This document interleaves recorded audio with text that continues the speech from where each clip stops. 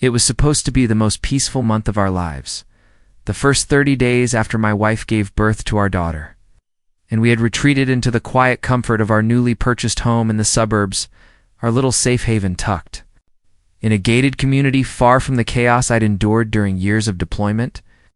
I was prepared for late-night feedings, diaper changes, and adjusting to being a full-time dad. What I wasn't prepared for was a knock on our door 3 days in from a woman I had never met, holding a clipboard and pointing at our front lawn like it owed her money. She didn't introduce herself, didn't say congratulations, didn't even glance at the bundle of joy in my wife's arms. Instead, her first words were, "You'll need to register the infant with the HOA and sign the newborn compliance form." Within 72 hours of discharge, I blinked. I thought it was a joke.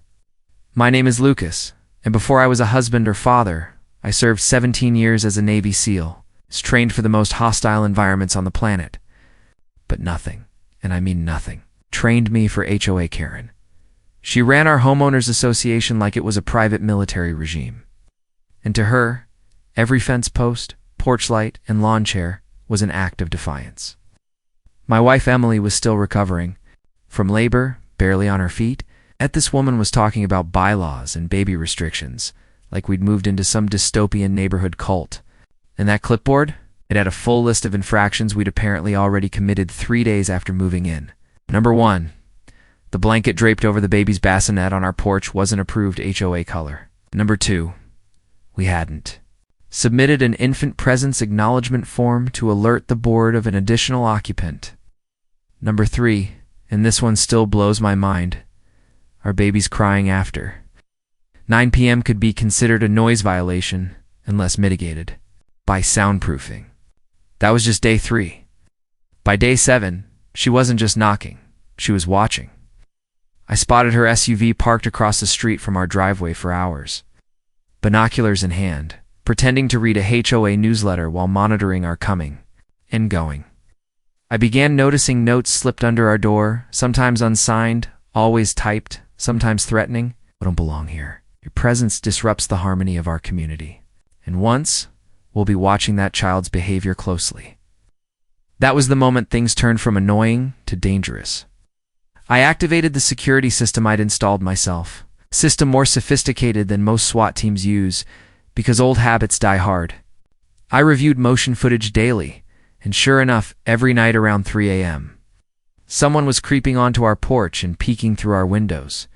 It wasn't just Karen anymore. It was something bigger.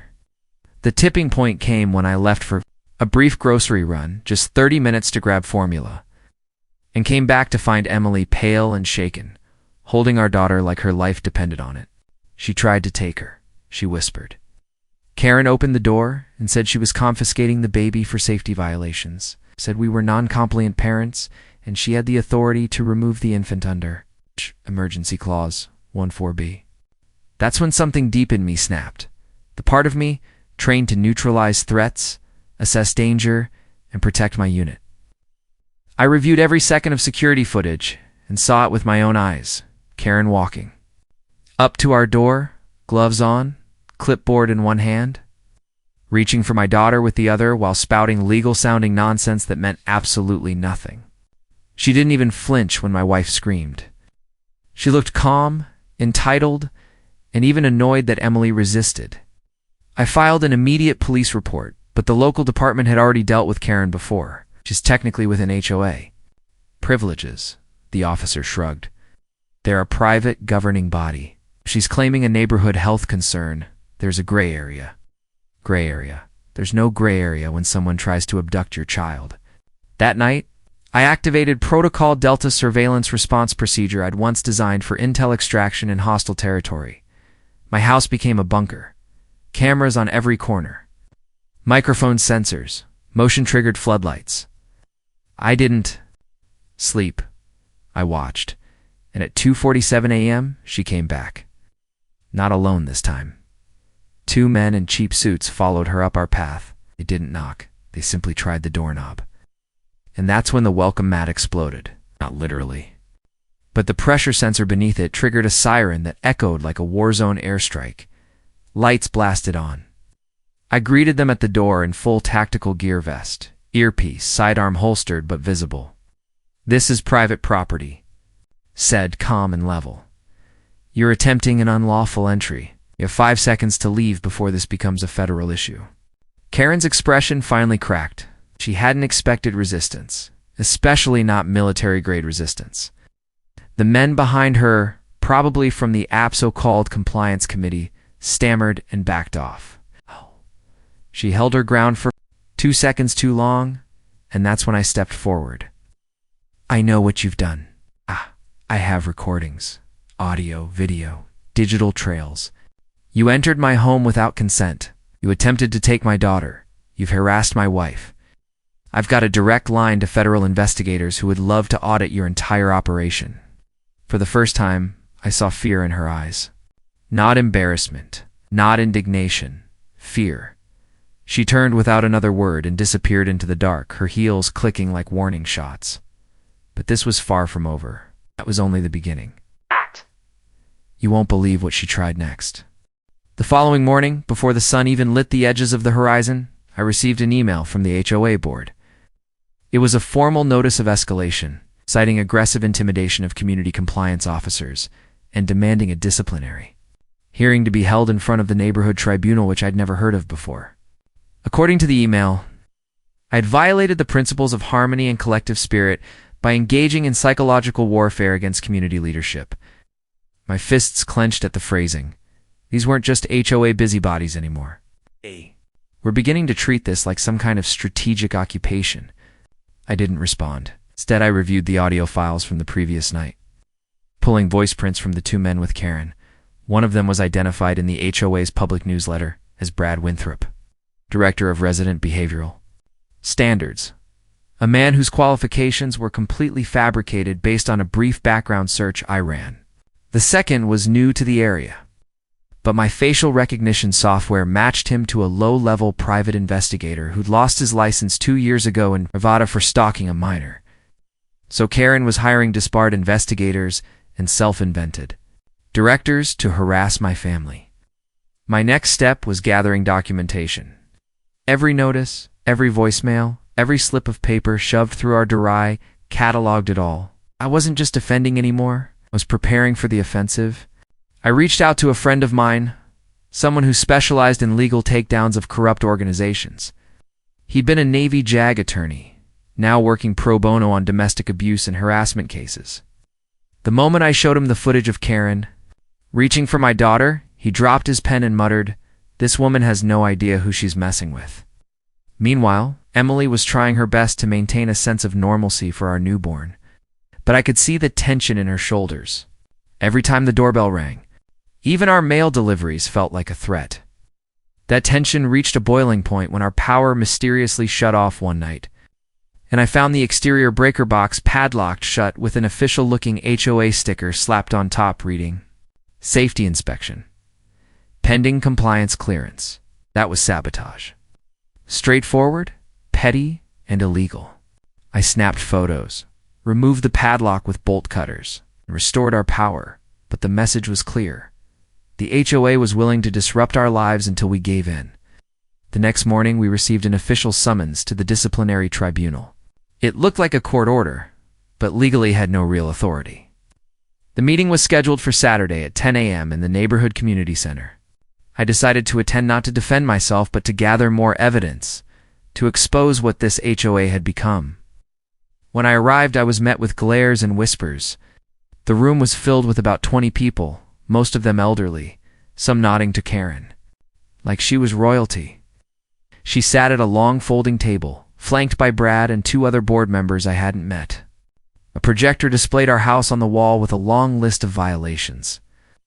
Under it, things like excessive front lawn walking, installation of unapproved perimeter sensors, and aggressive gaze toward HOA officials. I nearly laughed out loud. When Karen addressed the room, she used language that sounded rehearsed from a corporate manual: community cohesion, preservation of shared values, containment of threatening presence. She spoke about me as if I were some kind of insurgent, a wild variable that needed to be reined in. Then they allowed me to speak.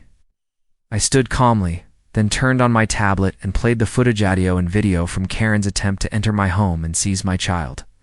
The room went dead silent. The click of her clipboard. The word-for-word declaration of her attempting to enforce a non-existent clause to justify child removal. The clear resistance and fear in my wife's voice, it all echoed off the cinder-block walls like gunfire. Then I brought out the rest.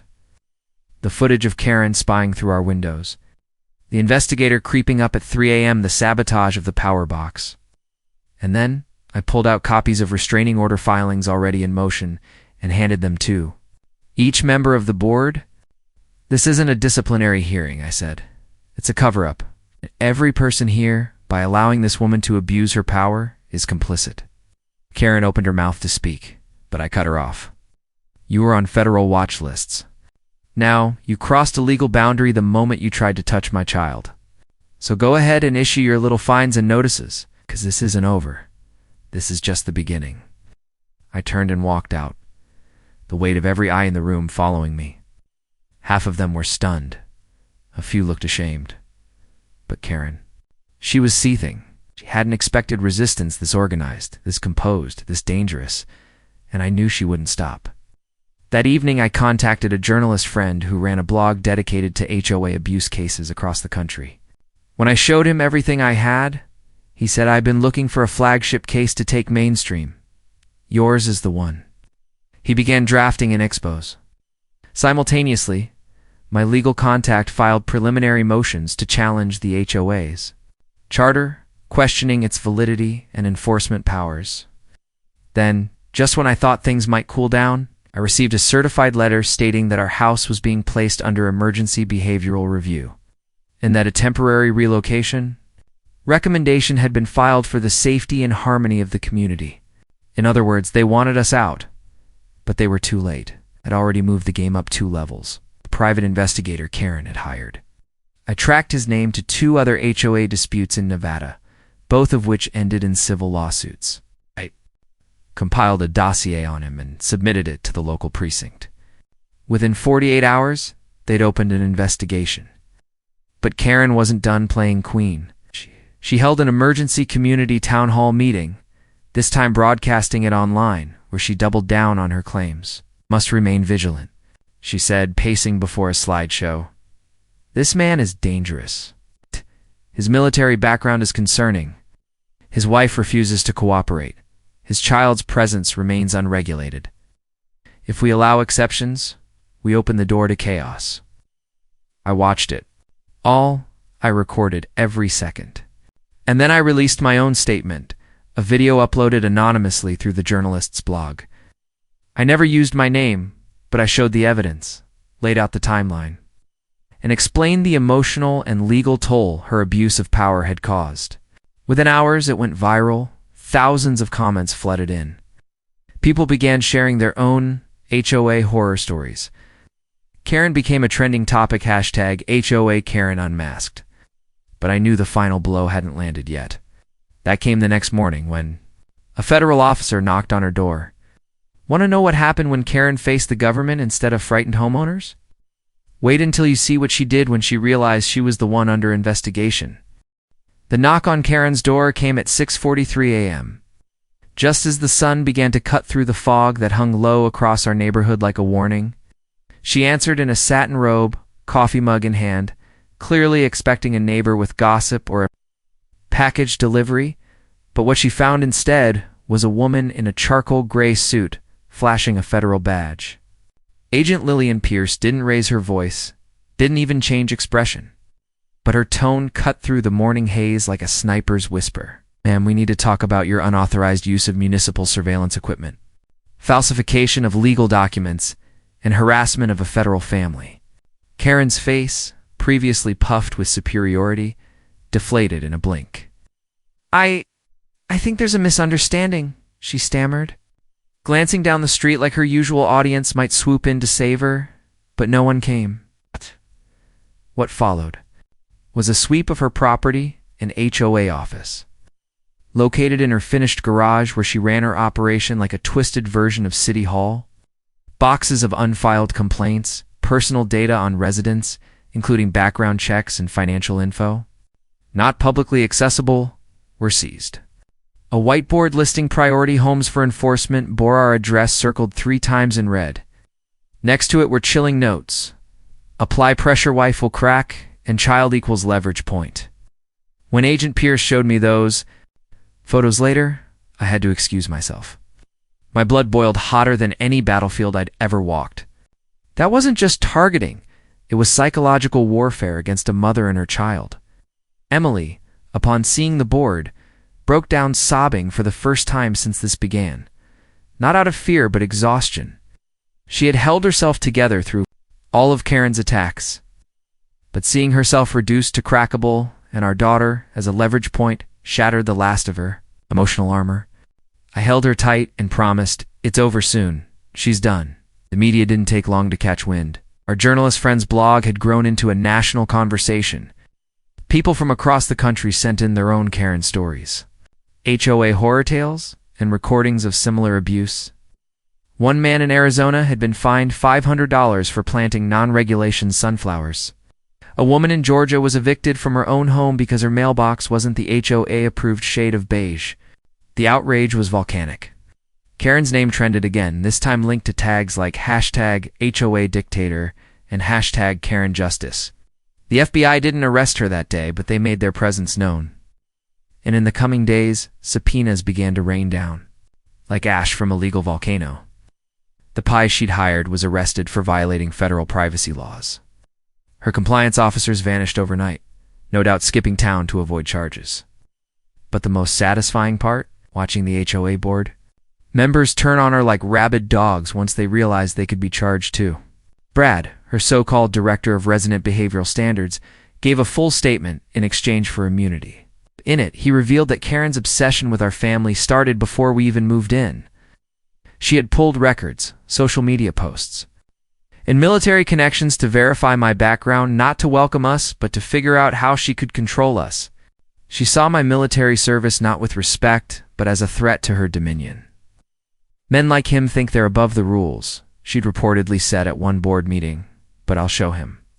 This is my neighborhood, my rules. She didn't realize was that I wasn't fighting for ego.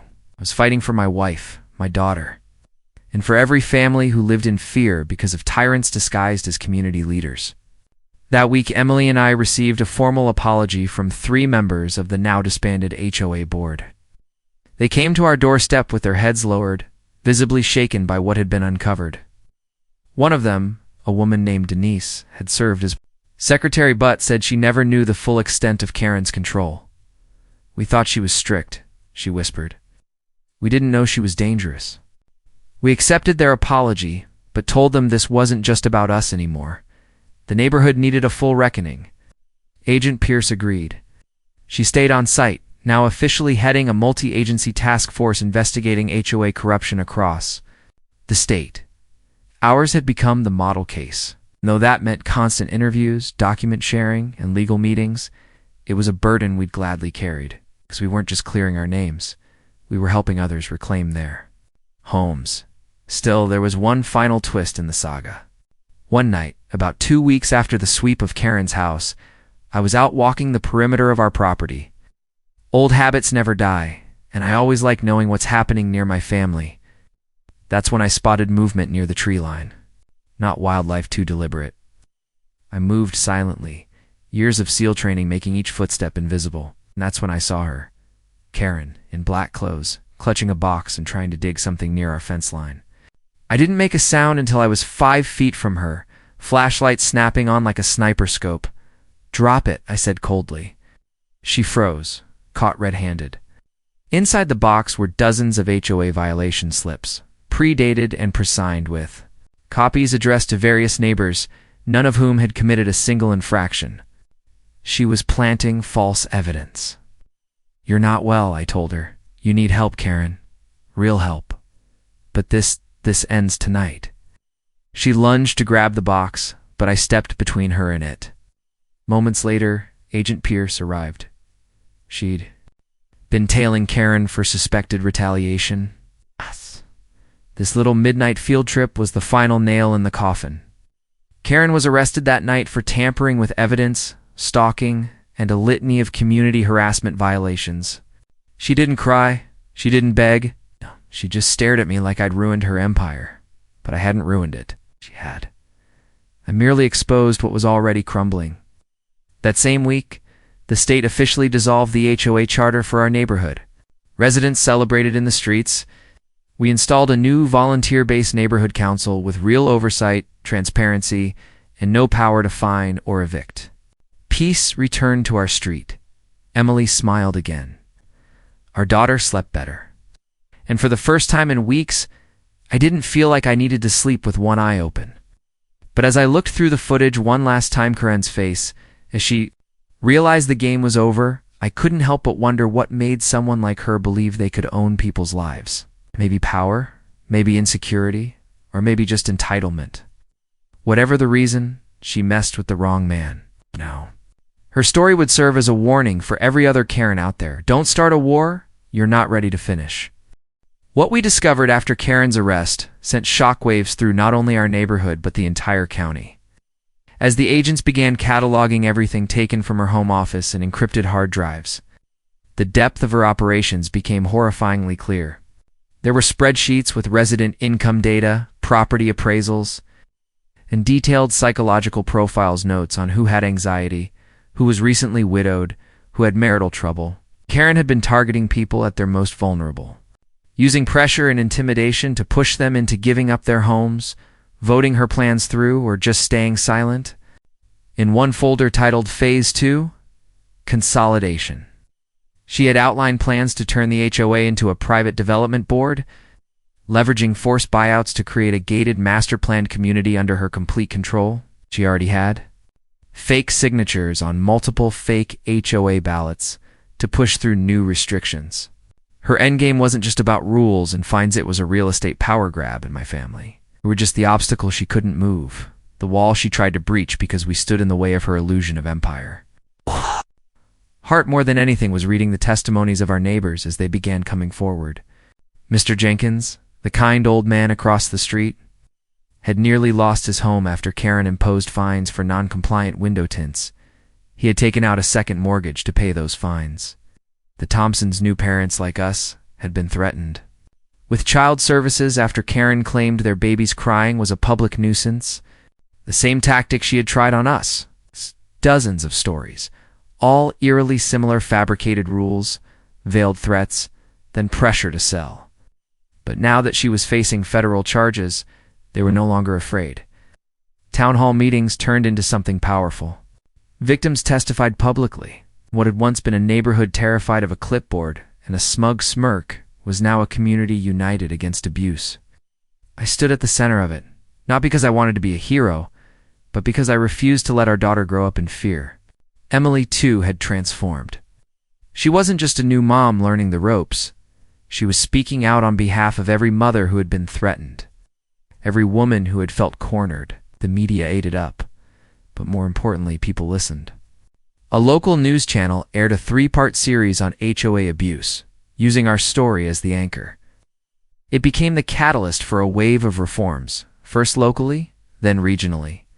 New legislation was proposed to limit HOA power and add government oversight to prevent exactly what Karen had done.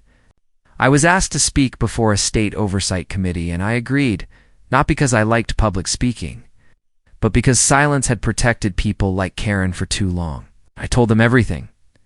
How it started with a harmless-sounding letter, escalated to surveillance, then threats, then outright psychological warfare. I told them about my wife's strength, my daughter's birth being targeted, and the rage that comes when someone crosses the one line you swore never to let anyone near, your family. I didn't sugarcoat it. I didn't dramatize it. I laid it out with the clarity of someone who's faced enemies with real weapons and still considered Karen's campaign one of the most insidious battles I'd ever fought.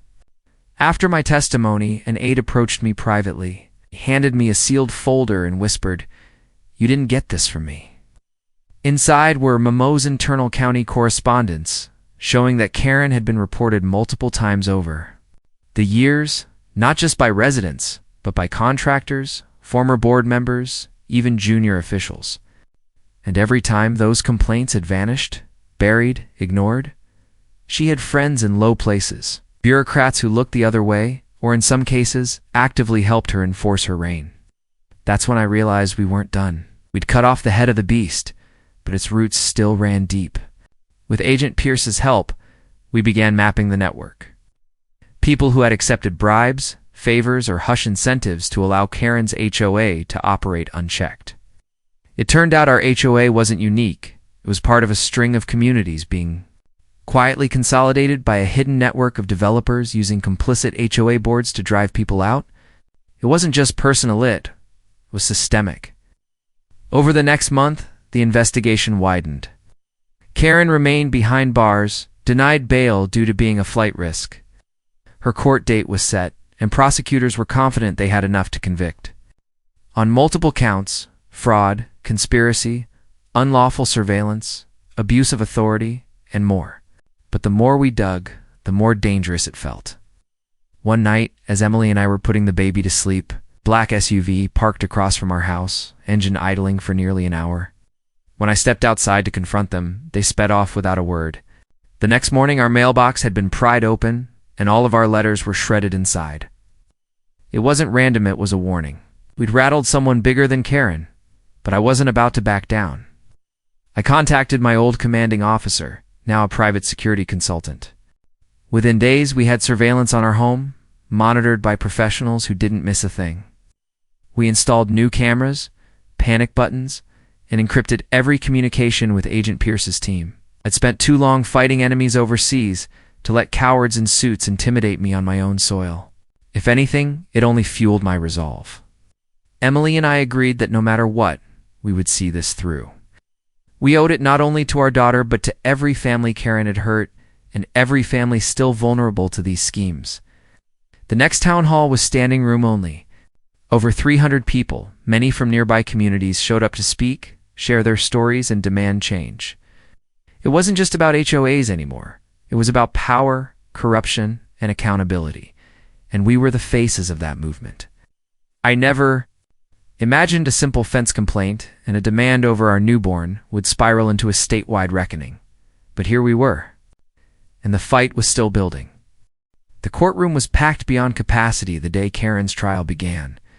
People had come from other counties, from other states even, just to catch a glimpse of the woman who had transformed a quiet suburban community into a surveillance-laced battlefield and made headlines for attempting to take custody of a newborn under the guise of HOA authority. I watched her enter the courtroom in a navy blue suit, far too sharp for someone claiming innocence. She didn't look humbled. She looked furious, cornered, eyes darting from every camera lens to every familiar face in the crowd. Emily sat next to me, our daughter in her arms, wearing a pale yellow dress with tiny daisies. The same dress Karen once claimed was non-compliant infant attire under her fabricated HOA codes. It was symbolic, quiet, and perfect. The state prosecutor wasted no time. They presented everything: surveillance footage from our house, the audio recordings of her attempt to confiscate our daughter, digital files from her home office detailing her master-planned community takeover, and testimonies from no fewer than 19 families she'd extorted or driven out.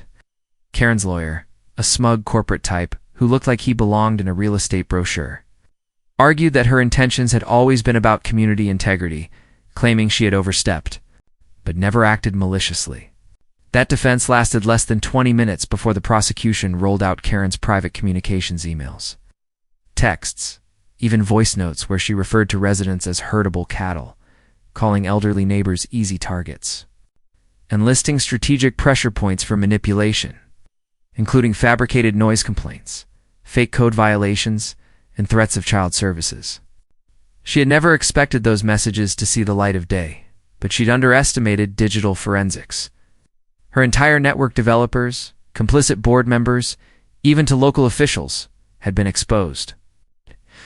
Each new revelation made her look more like the architect of a criminal syndicate than a misguided HOA president. When it came time for Karen to take the stand, the room held its breath. Everyone expected defiance or an emotional collapse, but what we got was worse. She smiled. She called herself a visionary, claimed her tactics were aggressive but necessary. and even doubled down on her belief that my family was dangerous to the neighborhood's brand. The child, she said, was an unpredictable variable. Infants invite instability. We maintain order in Pinebrook Estates through clarity and standards. That sentence chilled the room. You could hear people gasp. One juror covered her mouth. I gripped the edge of the bench until my knuckles turned white. Karen didn't just lack remorse. She believed she had the moral high ground. She looked straight at me and said, "Some families simply don't fit into structured communities. It's not personal, it's policy." The prosecutor didn't need to say another word. Her own testimony had become a confession. The jury deliberated less than 4 hours. Guilty on all counts. Fraud, unlawful surveillance, conspiracy, abuse of authority, attempted kidnapping, and obstruction of justice. But as the verdict was read, I saw something in Karen's face that made my blood run cold. It wasn't fear. It was calculation. She wasn't done, and 2 days later, we found out why. Agent Pierce showed up at our door with an update that felt more like a threat than a report. Karen had cut a deal. She had agreed to cooperate in a larger investigation targeting the real estate developers funding her operation. In exchange, she'd be transferred to a lower security facility and could potentially get a reduced sentence, depending on what she turned over. It's bigger than her, Pierce said. We're talking about developers operating in over a dozen counties. This might go federal. I wanted to be relieved, but I felt none, because someone like Karen doesn't cooperate out of guilt. She cooperates because she's planning her next move. But still, the public victory mattered. Emily and I were asked to appear on national morning shows, and our story sparked a congressional review of HOA authority nationwide. But fame wasn't what we wanted. We just wanted our lives back, our home, our peace. I turned down most interviews and focused on rebuilding what had been taken trust in our neighborhood. Security for our daughter and calm for my wife, who had spent months living in fear. But healing wasn't easy. One night, I came home to find our backyard gate wide open. Nothing missing, nothing broken, just open. A message. Another time, a note appeared on our doorstep. No envelope, just one line typed in bold. The board. Always rebuilds. I began tracing back everything Karen had touched, wondering how deep her roots had spread. Agent Pierce promised us 24/7 surveillance. But I added my own layer: motion cameras in birdhouses, thermal sensors along the property line, encrypted firewalls guarding every device. I wasn't paranoid. I was prepared. Because what started with one woman abusing power had become something much darker. Emily handled the post-trial media pressure with grace. She became an advocate for young families dealing with abusive HOAs and started a nonprofit offering legal aid. What Karen had tried to use as a weapon hour, Newborn had become our rallying cry. We received letters from all over the country, mothers thanking us for speaking out, veterans offering protection, lawyers volunteering pro bono. We were no longer alone. One afternoon, a letter arrived without a return address. Inside was a photo of our daughter, taken from afar, clearly recent. On the back, it said, "This isn't over." That night, I didn't sleep. I cleaned my rifle. I checked every lock. I walked the perimeter for hours, because I was afraid, but because I refused to be caught off guard again. Karen might be behind bars, but someone out there wanted to pick up where she left off, and I was ready. But we still had a final fight ahead, because the developers she worked with, we were planning a new expansion, one that bordered our neighborhood. With a new model HOA structure they were hoping to test. The name of the pilot project: Harmony Ridge. Karen's favorite phrase from her emails. Her fingerprints were all over it. The first time I heard the name Harmony Ridge spoken aloud in a town zoning meeting, I felt the same tight, coiled pressure in my chest I used to feel before combat drops. The kind of awareness that something wasn't just wrong, it was designed to look right while hiding all its danger beneath the surface. The developers stood there in tailored suits, selling a dream, a modern HOA-governed community, safe for children, community forward, with unified standards of living, all buzzwords, all hollow. It was the same language Karen had used in her HOA newsletters, the same branding style, the same fake concern hiding behind manufactured smiles. I leaned over to Agent Pierce, seated beside me at the back of the room, and whispered, "They're not even trying to be subtle." She nodded grimly, eyes already scanning the crowd for familiar faces. Because Harmony Ridge wasn't just a new development, it was Karen's legacy project, resurrected by those who had helped her or stood to profit from the same blueprint. Pierce's team had uncovered emails from prison Karen, using encrypted messaging services to communicate with developers, giving them feedback, pushing her philosophies from behind bars. "She's not done," Pierce had warned. "May Bebe, be silenced, but her playbook is still in use." I wasn't about to let my family or this town fall into that trap again. So I did what I always did when the mission changed. I adapted. We started a movement, quietly at first, but growing louder. With every meeting, we formed a coalition of residents, not just from Pine Brook, but from other neighborhoods who'd suffered under HOA abuse. We called it Freehold. Every family who'd been fined for hanging the wrong curtains, every veteran penalized for flying the flag at the wrong height, every single parent bullied into compliance, they joined us. And we showed up every time the developers tried to speak. We asked hard questions. We demanded financial transparency. We called out board members who had been connected to Karen's HOA, and we made sure every newspaper, every news channel, every politician saw what was happening. Emily became the face of Freehold. Her speech at the Harmony Ridge hearing was so powerful that the entire room erupted in applause. "We are not against safety," she said. "We are against the illusion of safety used as a weapon." When someone like Karen can disguise abuse as order, we have to ask ourselves how many more Karens are waiting in the wings. I couldn't have been more proud of her, but we knew words wouldn't be enough. So I started tracking the money. Using contacts from my Navy days, cyber analysts who owed me favors, we traced the shell companies funding Harmony Ridge offshore. Accounts, fake LLCs, connections to known corporate slumlords. And worst of all, one of the holding companies had been set up by the same lawyer who defended Karen. We took that evidence straight to Pierce. She widened the investigation, and subpoenas went out like wildfire. But that only made them more aggressive. One night, Emily's car was tampered with. Someone had loosened the brake lines. She discovered it when backing out of the driveway with our daughter in the back seat. Thankfully, the emergency brakes saved them. I reviewed the footage from our driveway cameras. A man in a hoodie. Fast, efficient, in and out in under 4 minutes. But he looked at the camera before he left. A smirk. It wasn't random. It was a message. I doubled security again, rented out a drone surveillance company to monitor our property overnight. My house now had more cameras than the CIA building. I wasn't taking any chances.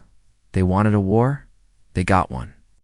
At the next zoning board meeting, we dropped the bomb. Projector screens. Timed presentations. Documents leaked to us from whistleblowers showing the illegal transfer of HOA power structures into private developer hands. We even had a secretly recorded conversation between 2 city officials joking about doing it the Karen way. That phrase would haunt them. By the end of that meeting, the Harmony Ridge project was indefinitely suspended, pending federal review. The developers stormed out, and for a moment I felt like we had won, but I knew it wasn't over, because systems. This big don't crumble easily. They regroup. They rebrand.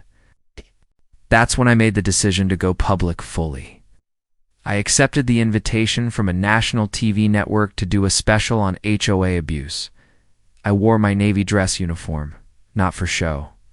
For purpose. I looked into the camera and said, the enemy doesn't always wear a uniform or carry a weapon. Sometimes they carry clipboards. Sometimes they smile at you during your morning jog. And sometimes they try to take your child in the name of policy. I didn't fight overseas to come home and see freedom eroded one neighborhood at a time. That episode reached over 9 million people. Response was overwhelming. Congressional leaders began calling for nationwide reform. Karen's name trended again, now synonymous with HOA corruption, and Harmony Ridge, dead in the water. Developers pulled out. Lawsuits followed. Finally, our neighborhood began to breathe again. One evening, sitting on the porch with Emily, our daughter gurgling in her playpen, watched the sunset dip behind the trees and felt a kind of peace I hadn't known in months. Not because the danger was going to butt, because we had faced it and refused to yield. Emily reached for my hand and said, "You realize what we've done, right?" We didn't just stop her. We changed everything. I nodded. And we're not done, because somewhere out there, another Karen was waiting. Another community was being strangled by rules no one voted for. Another family was one letter away from panic, and they needed to know they weren't alone. That someone would stand with them, that someone would fight. The story wasn't over. But for now, we had held the line. The morning after the Harmony Ridge collapse was officially declared, I stepped out onto our front porch, coffee in hand, and watched as sunlight cut through the mist that lingered over Pine Brook Estates. It had been months since the worst of it, since Karen's unhinged grasp on power had turned our lives into a battlefield, but it finally felt like breathing air instead of preparing for another hit. The landscape around us was starting to look normal again. Yards were no longer filled with plastic signs threatening fines.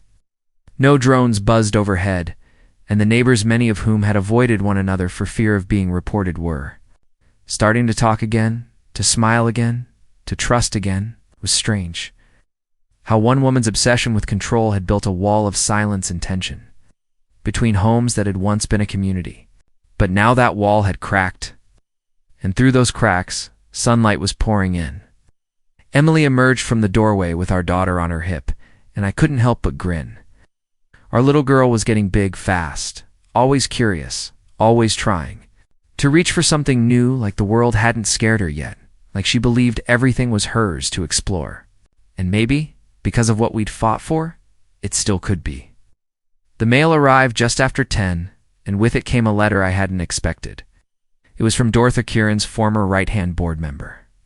She had vanished right after the trial, and many assumed she'd lawyered up and gone underground. But the letter was sincere.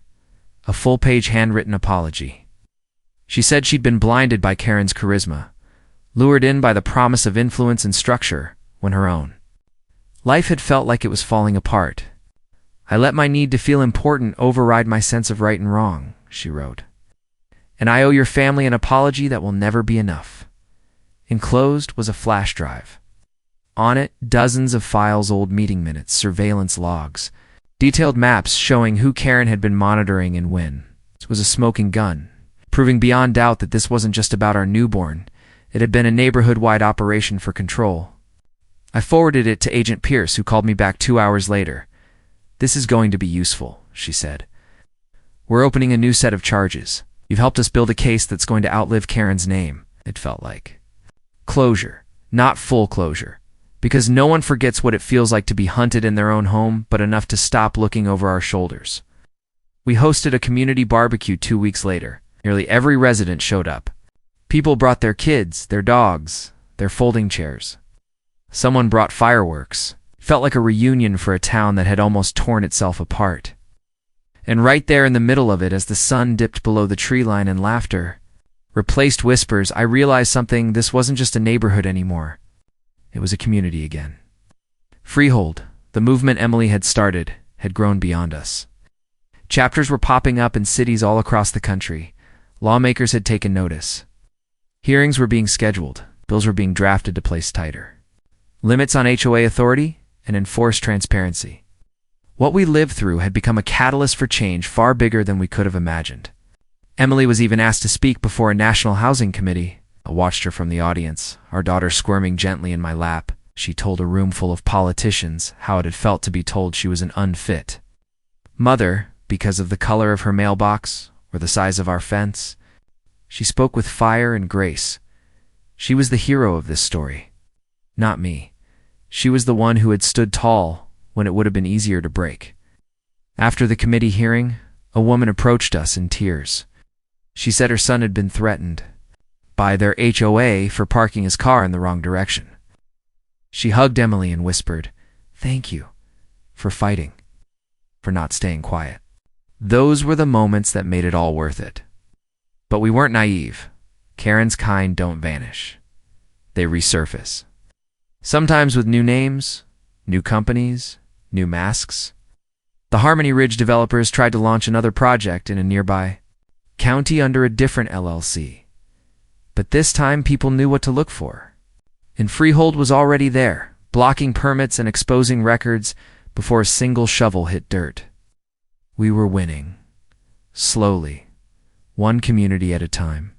One story at a time. One stand at a time.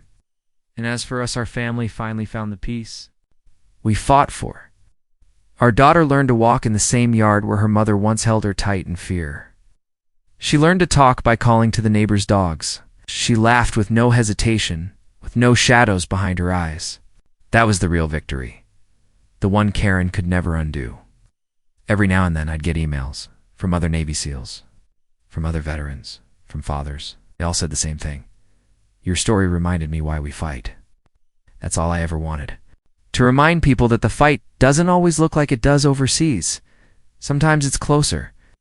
Sometimes it's standing at your doorstep pretending to be authority. Sometimes it wears a HOA badge instead of a uniform. But the fight is still the same. It's about standing between your family and the storm and never backing down. Karen may have started this war, but we finished it. And if someone else tries to light the same fire, they'll find out that we're still here, watching, ready, because we're not just residents anymore. We're guardians of our homes, our peace, our families, and we never stop defending what we love. Thank you for following this story to the end. If you were moved, inspired, or just plain shocked by what we faced and overcame, make sure to subscribe to Sham Stories on YouTube. Every week we bring you new real-life HOA drama, insane neighborhood tales, and unforgettable battles like this. 1. You don't want to miss what's coming next. Hit that subscribe button, turn on notifications, and join the fight for just as one story at a time.